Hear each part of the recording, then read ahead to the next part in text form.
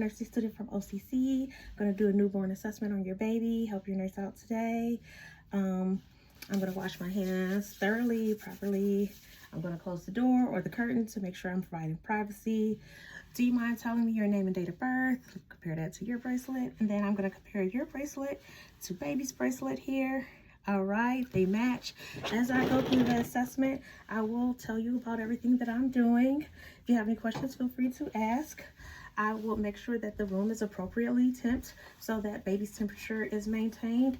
I could also grab a couple warm blankets to do the assessment, as well as possibly put her under a radiant warmer and do it under there just to make sure that the temperature is maintained.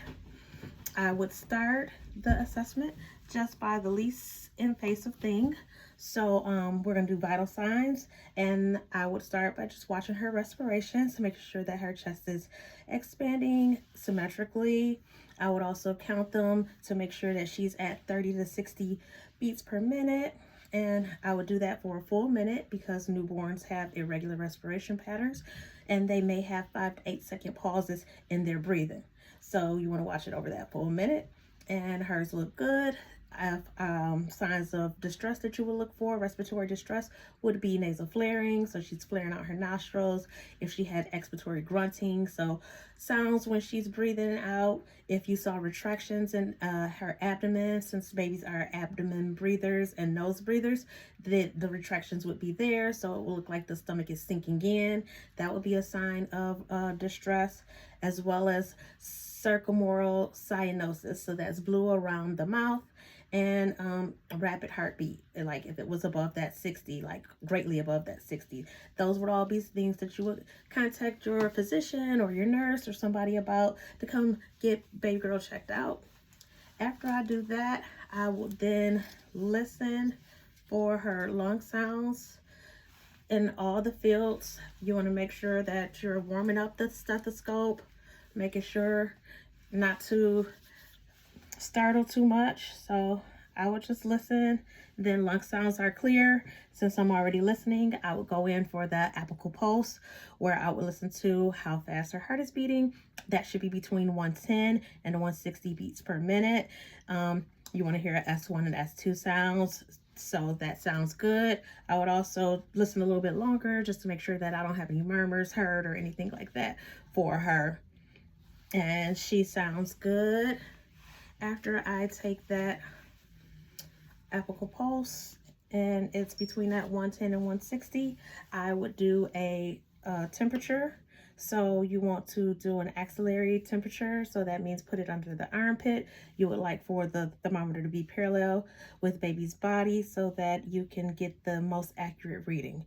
And the temperature should be between 36.5 and 37.5, and that is equivalent to 97.7 Fahrenheit and 99.5 Fahrenheit. So temperature was good, within normal range. Now I would just look at baby's posture. Baby looks good, limbs are flexed, baby's calm. After I look at her posture, I would look at her skin tone. So she looks nice and pink. She does have a little acrinosis. That's the bluing of the hands and the feet. That's typical in babies under 24 hours. Over 24 hours, once the circulation begins to develop better, that'll go away and her hands and feet will be pink as well. I also want to make sure that she's a melanated baby, so we can look and see if we have any Mongolian spots, which we don't. Sometimes that's on the back and the bottom of melanated children, and that's a normal finding. It can go away. Stork bites might be present on the back of the neck, milia on the nose. That's also little white dots on the nose. The stork backs are the little red dots on the neck. Those are common in newborns, as well as to have a kind of coating. It's called vernix. That'll just wash off. That just protects them in the amniotic sac and helps keep their fragile skin protected. But she looks great here. I'm going to look at her head. You have a beautiful head of hair here, and baby was a nice C-section, so it's nice and round. Her fontanelles are flat, but sometimes with vaginal births, you might see that cone head because it's some overlapping in the fontanelles and the sutures, and that would have been normal, and it just will go back to normal as baby grows. So I'm going to check her anterior and posterior fontanelles. So those are open, they're soft, and they're flat. I mean, yes, open, soft, and flat. After I check that, I would just make sure that the baby's head doesn't have any swelling. It is possible to have what they call caput cystium, and that is a swelling of the head under the scalp, and that crosses suture lines. You could also have the cephalic hematoma, which is blood under the scalp, but that one does not cross the suture lines. Baby girl here doesn't have any of that. After I do that, I'm going to look at her nose to just make sure that both nostrils are patent, they're good. Her eyes are not swollen, no redness, no drainage. Ears are symmetrical, eyes are symmetrical, face is symmetrical. I'm going to press on her nose, chin, and chest just to make sure she doesn't have any jaundice. That's the yellowing of the skin. It starts at the head and moves down. So each of those places would be a place that you can press and see if you see that yellowing. And she looks good. So after I do that, I'm going to check her clavicles just to make sure it's not any fractures or anything. And I'm palpating to make sure that I don't feel any like crispy, crunchy crepitus is what that's called. No masses, no bulges, no fractures. So she's good. Arm movements are good as well. I'm then going to go ahead and move on down and look at baby's abdomen. I'm gonna undo the diaper so I can get a better view. So as I look at her abdomen, it is nice and rounded, doesn't look distended. So now I would listen, making sure that I am keeping my stethoscope warm for her, and we will listen for bowel sounds in all 4 quadrants. All right, so bowel sounds are present, bowel sounds are normal, no, so that's good. I then will like touch just to make sure it's not hard. Belly is nice and soft, so that's also good. I'm gonna look at her umbilical cord while I'm here. So with looking at the umbilical cord, it looks like it's drying, it's clamped off, so that's also always a good sign. If the umbilical cord was to have a pus or blood, so if it was very swollen, red, irritated looking, or had a foul odor, that would be signs of infection, and you will want to contact your physician or a nurse or someone about that. But hers looks great, and you want to make sure you keep it exposed to air, keep it dry. If it gets dirty or soiled somehow, just use warm water and a cotton swab to kind of clean it off. No need to do like a full bath or use any alcohol or ointments or anything like that. The stub will dry on its own and fall off on its own. No need to tug or pull at it. I am going to look at baby's genitals. So for a little girl, it is normal for the labia to be a little swollen. It's also normal if she has pseudo-menstruation. So that's like a blood, like pinkish blood tinge mucus coming out, and that's just as she gets mom's hormones out of her system, so that's normal. She looks good, everything looks normal. If she was a little boy, we would look at the scrotum and make sure that the testes are descended. We would also look at the penis and the shaft and make sure that the ureter meatus goes all the way to the tip. Make sure that you don't have any hypo or epistasis. That's if the meatus is too far up or too far down, but we don't have a boy, so we're good on that. You did tell me that she had a BM, a soiled diaper earlier, so that lets me know that the anus is patent.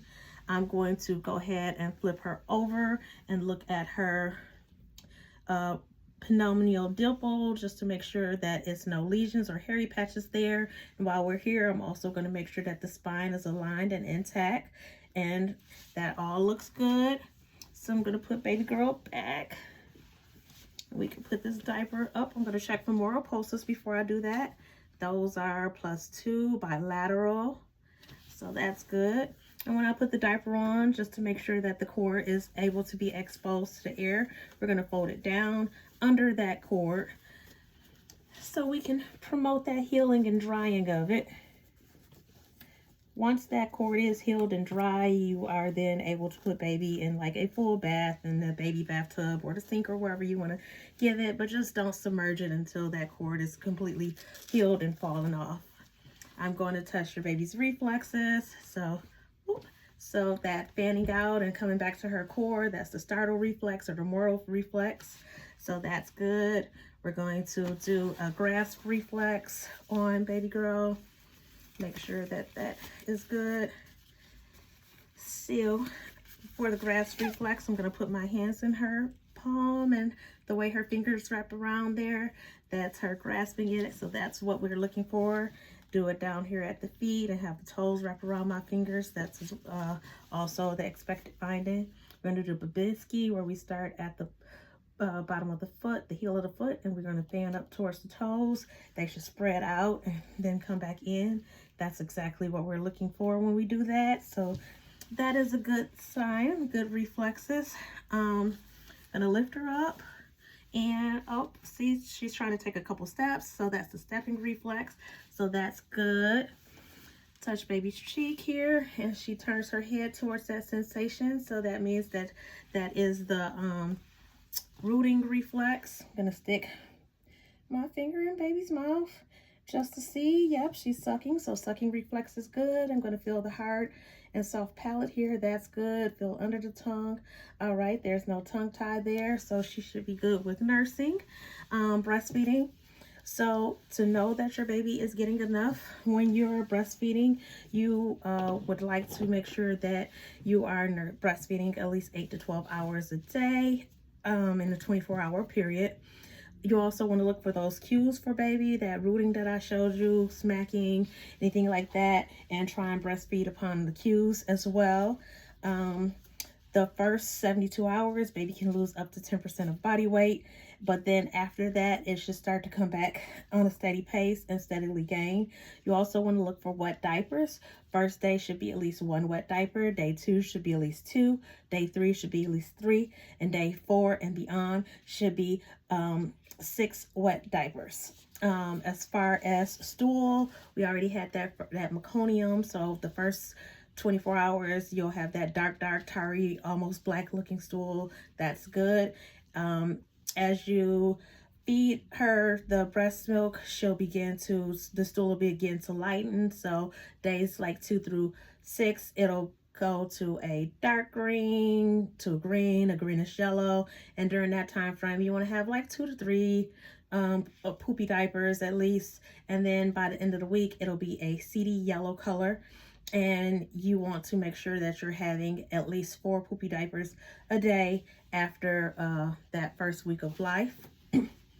You also want to make sure that when baby is sleeping, baby is alone in the bassinet or crib, whichever one you put her in, on her back. You want to make sure that there's no toys, no pillows, no loose bedding or anything like that in the bassinet or crib with her. If baby was to have a fever of 100.4 degrees Fahrenheit or 38 degrees Celsius or higher, you will want to contact your pediatrician or nurse assistant, physician assistant, whoever cares for baby, because that's signs that something baby might be sick or ill. If the baby is not feeding like the baby normally feeds, if she has a decrease in those diapers, so lower than the numbers that I previously stated, that would be signs to contact your physician. If a baby is not feeding well or not eating, showing signs of dehydration, those are also signs that you want to look for. And excessive vomiting, you want to make sure you report that to your physician as well. If baby by chance happens to choke, you want to make sure you support her head and face with your hand here and put her on your forearm.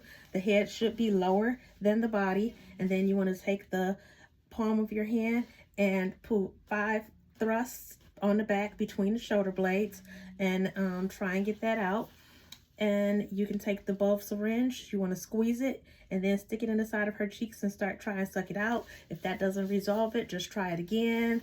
Flip her over, head down, those 5 thrusts, and just do that until the issue is resolved or help arrives. Once she gets a little bit older, instead of the bulb syringe, you might look and see if you can see it and just scoop it out. If you don't see it, don't stick your finger in there or anything in there because you don't want to lodge it further down. And you just do that until help arrives.